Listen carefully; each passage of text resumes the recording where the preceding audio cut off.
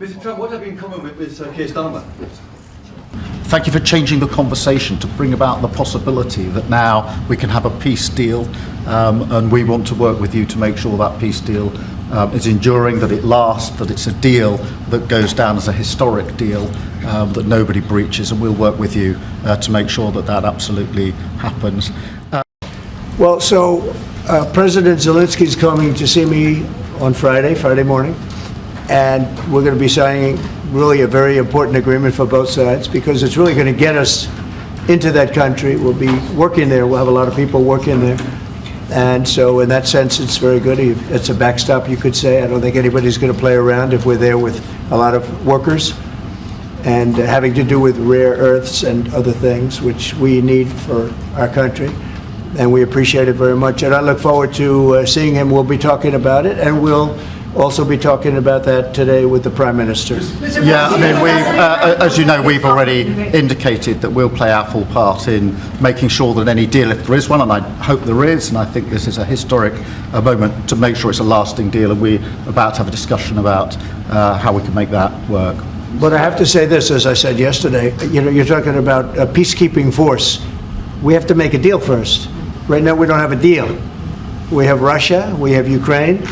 I think we're very well advanced. I think Russia has been acting very well. We have Representatives Steve Witkoff and Scott and Marco and JD. We're all involved, every one of us, and a lot more.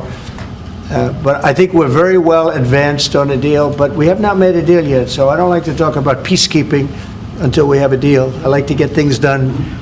Do you think that Vladimir Putin would be likely to invade again in the event of a peace deal? I don't think so. I think when we have a deal, it's going to be the deal.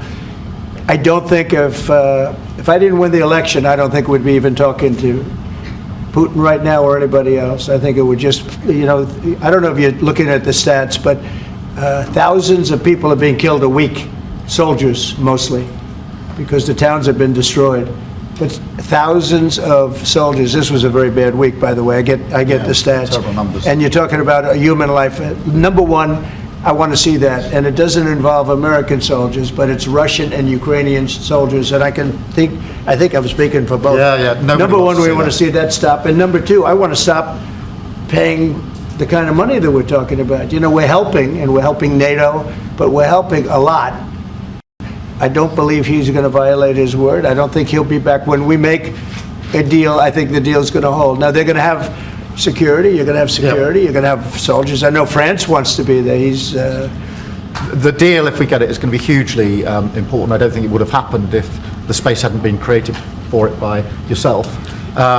But if there's a deal in, we've got to make sure it's a deal that lasts, that is not temporary, that lasts, and that's why we need to make sure that it's secure, and we've lent in and said we'll play our part, and we've talked and we will talk about how we work with yourself, Mr. President, to ensure that this deal is something which is not violated, because it's very important that if there is a deal, we keep it.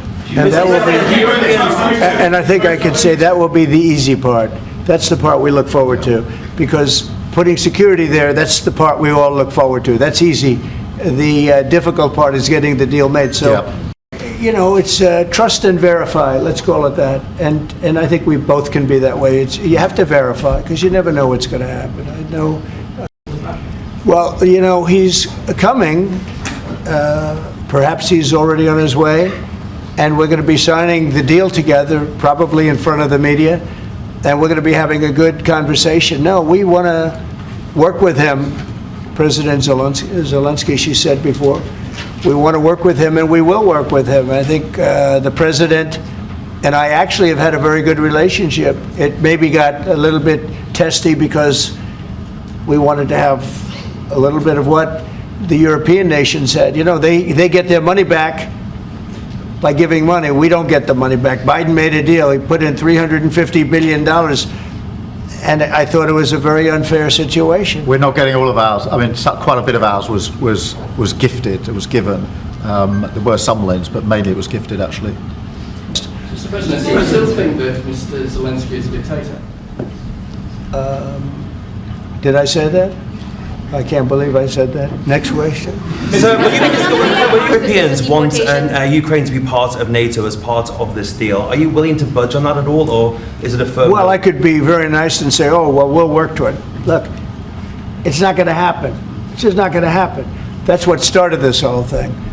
The relationship between President Zelensky and President Putin is not a good one. You've noticed, right? It's not a good one. It's not a good relationship. And we're going to have to try and work something out. Sometimes that happens. I get along with both. I have a very good relationship with President Putin. I think I have a very good relationship with President Zelensky. And now we're doing the deal, and we're going to be in there. We're going to be actually in there, and digging our hearts out. And hopefully, we need the rare earth, and we have some here, but we don't have enough. Our economy is very strong, and we need a lot of things that, in some cases, we don't have here. Guys.